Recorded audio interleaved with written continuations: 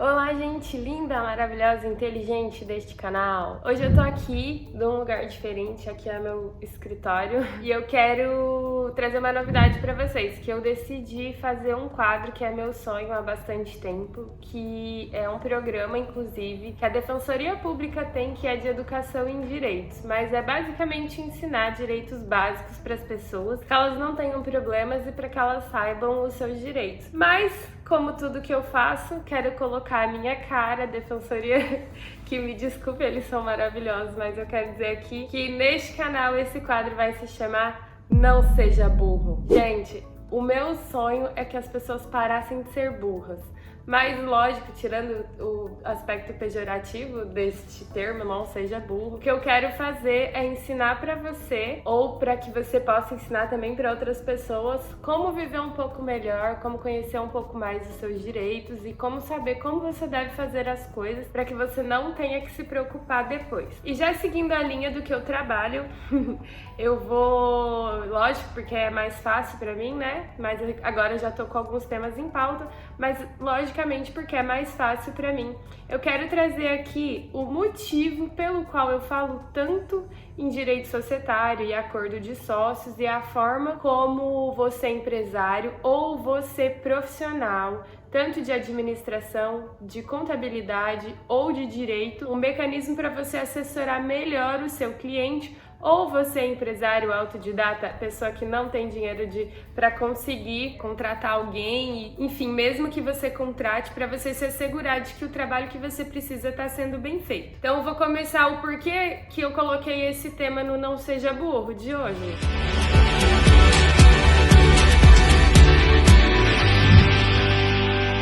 Primeiramente, todo mundo que vai abrir uma empresa faz o quê? Vai lá, estuda direito societário, estuda como que faz um contrato social, estuda o que tem que ser feito? Não. O que ele faz?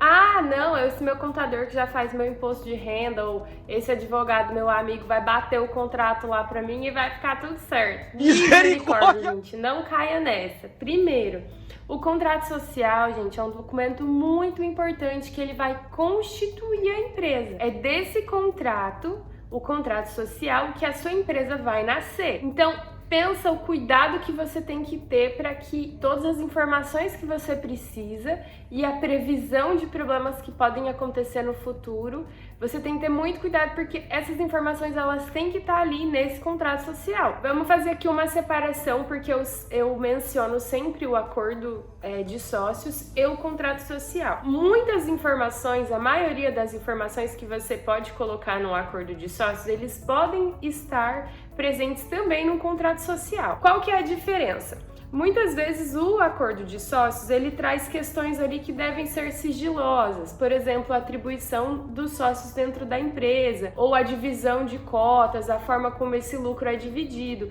Então, independente do método que você escolha, tanto você pode colocar todas essas informações no contrato social, num único documento, quanto você pode fazer um acordo de sócios e na junta comercial onde você for registrar esse contrato social, vai ter que estar escrito lá no contrato social que existe um acordo de sócios arquivado na sede da empresa, ou ainda, se você preferir, o acordo de sócios ele pode estar só com cláusulas públicas, as cláusulas que você decidir que não vão ter problema se a concorrência, por exemplo, tomar conhecimento. Você arquiva uma cópia na junta comercial, ali junto com o teu contrato social, mais uma cópia pública, só com as cláusulas públicas, onde você menciona que existe uma outra parte desse contrato que está arquivado na sede da empresa. Entenderam? Essa é basicamente a diferença entre o contrato social e o acordo de sócios. Muitos assuntos podem estar também no contrato social, mas se você preferir todas essas questões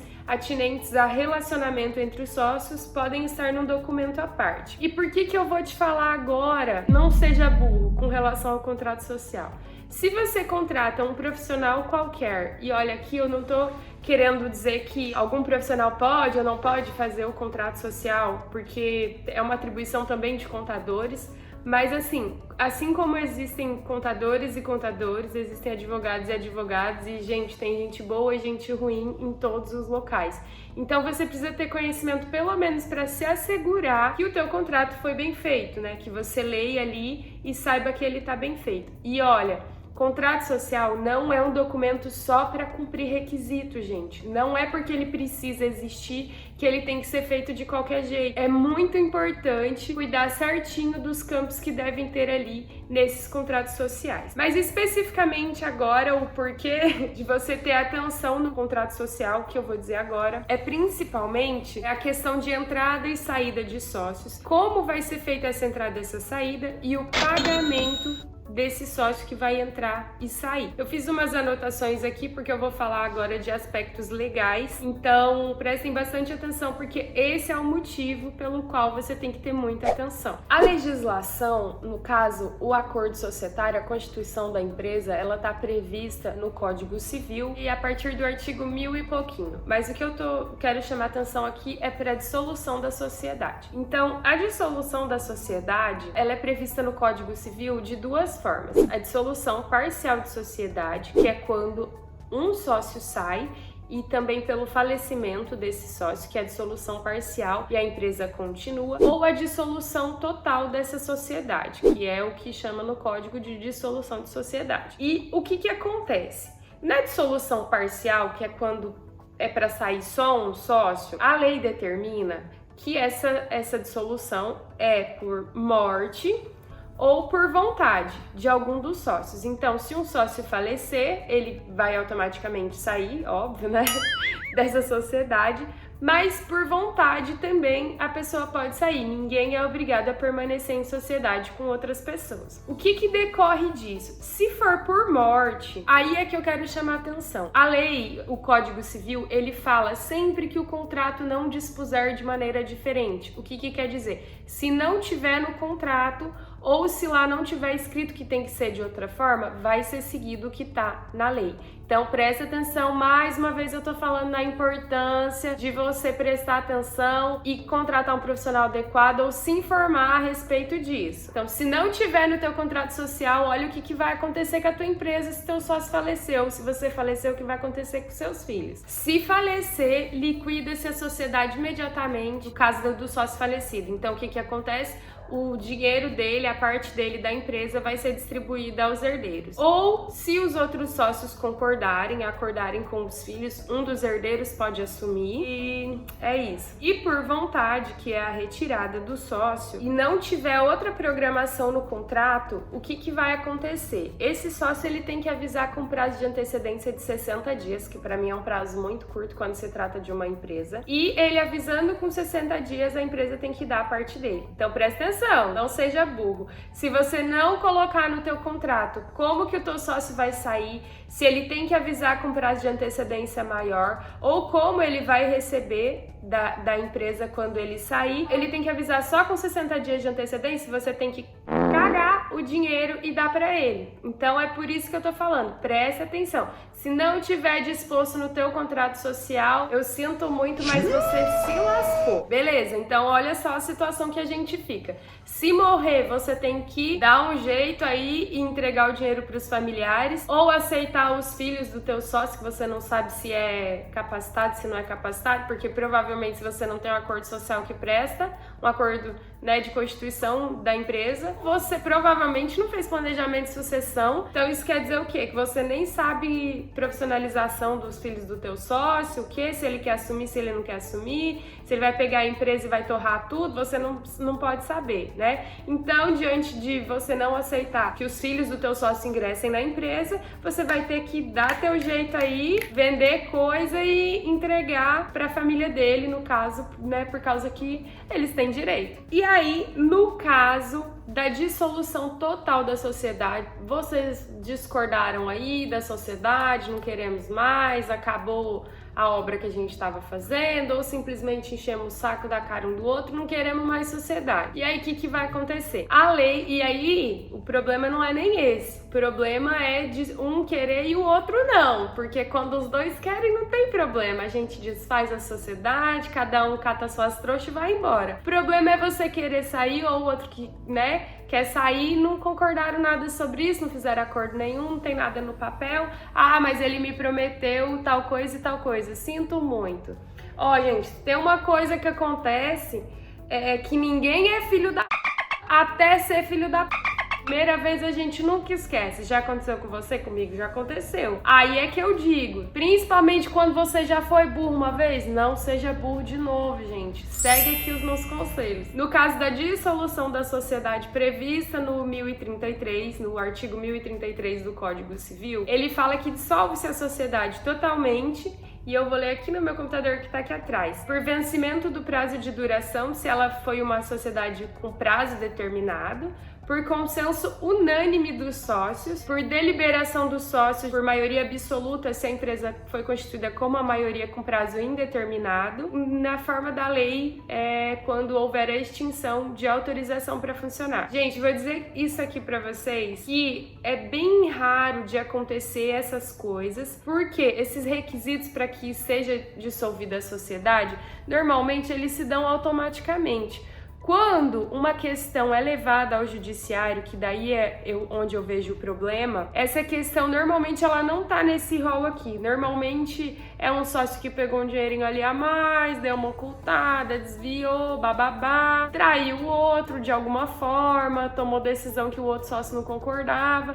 Então, não é uma causa de dissolução da sociedade prevista em lei. O que acontece? O juiz extingue o processo porque não é uma das causas previstas em lei. E aí, o que você fica?